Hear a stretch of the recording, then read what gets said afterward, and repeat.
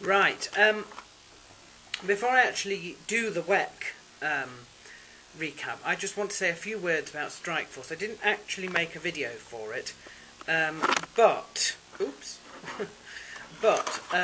there are a few things that I want to talk about.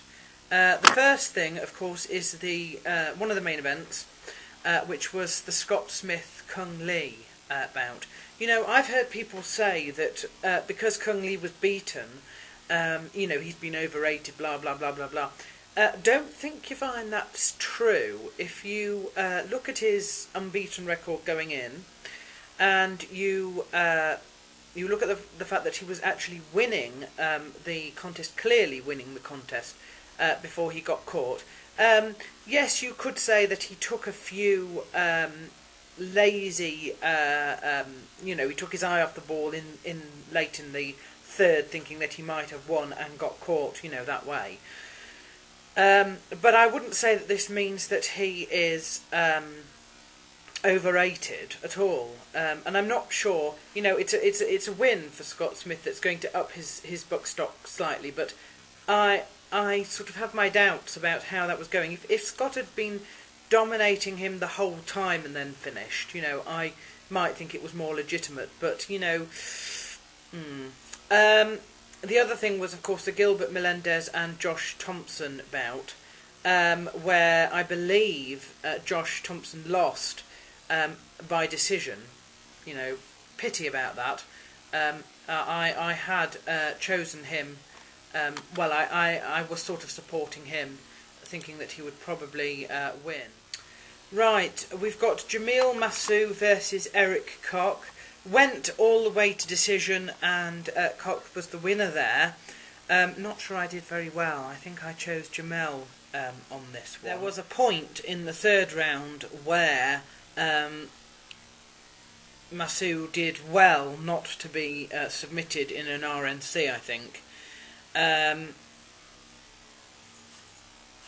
And that sort of, maybe that was because they ran out of time. It was right at the end of the third round, and who knows what would have happened if that had happened, you know, earlier.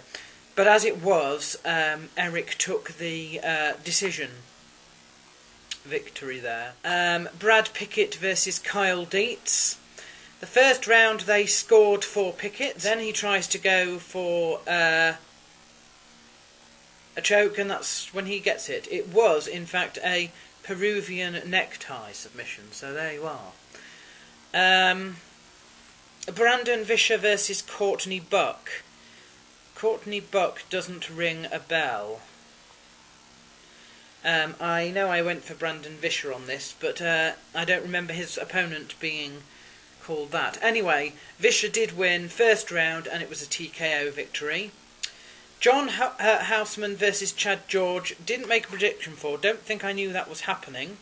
If anybody wants to know, Sherdog scored all 3 rounds for George, and so did the judges.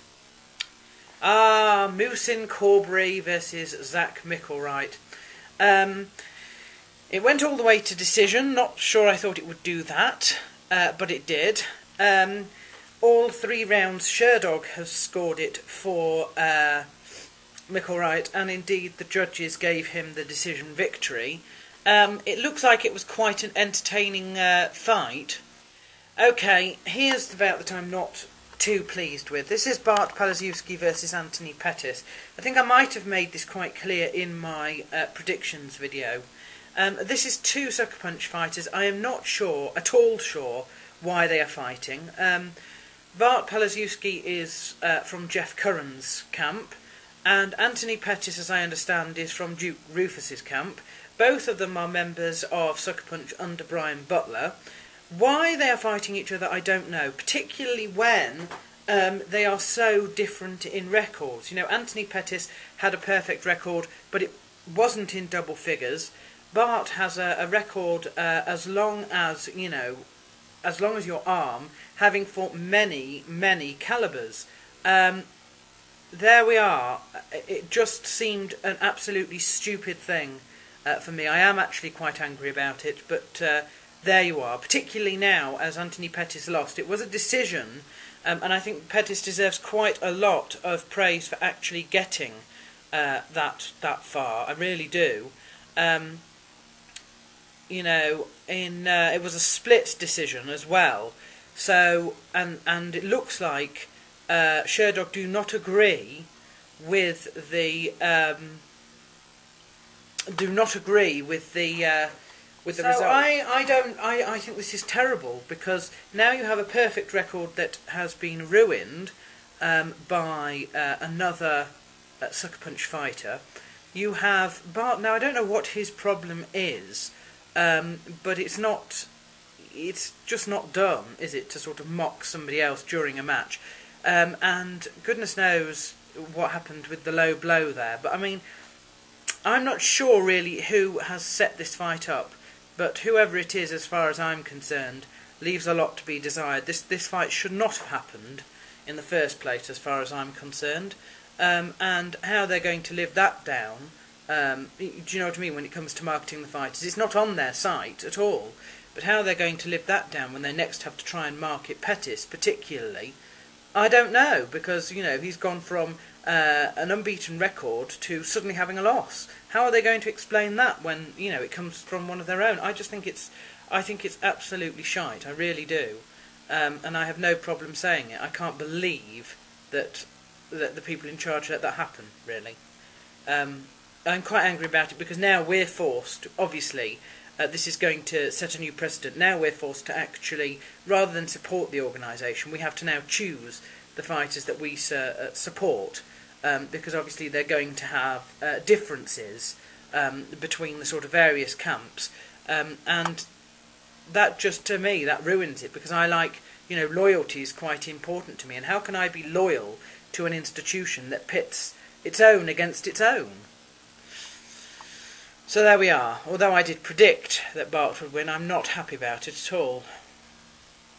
Takaya Mizugaki and Scott Jorgensen. Jorgensen won, although they do seem to give the third round to Mizugaki. Joseph Benavidez versus Rani Yaha. Quite surprised at this. It seems that Yaha got caught, more or less, in the first round. They were on their feet for the whole time, and it was some sort of jab, I think, that got him down to the ground, and then he was just finished off by TKO. That was round one. That was pretty unfortunate. And a similar sort of thing seems to happen with the Chris Horodecki match. You know, he also seems to lose. A reasonable amount of upsets, I think, here. I don't think either of those were pitted to lose. I certainly thought that they would both win. So there we are. Donald Cerrone versus Ed Ratcliff. You know, it went into the third round, and Cerrone ended up winning by choke, but he had already ended up giving a couple of low blows. I think there were several. I think there was at least two. I can't remember if they were both in the first round or not. No, one was in the first, one was in the second. And they were... One was from the clinch in the first. And again, yes. So Cerrone needs to watch his clinch. He's obviously not timing those knees very well in the clinch, and I think he really needs to work on that. I don't think it's deliberate at all, but he does seem to have a history of accidentally doing this. So he might need to take a little bit more work on this technique if he's going to use it. Valuable technique, but there is risks that come with it, and accidentally kneeing somebody in the... it could cost you a disqualification. Apparently he was very apologetic about it, both at the time and after, in the sort of post-fight press conference. Not at all sure I did very well in that. You know, that WEC has not settled very well with me at all, I'm afraid.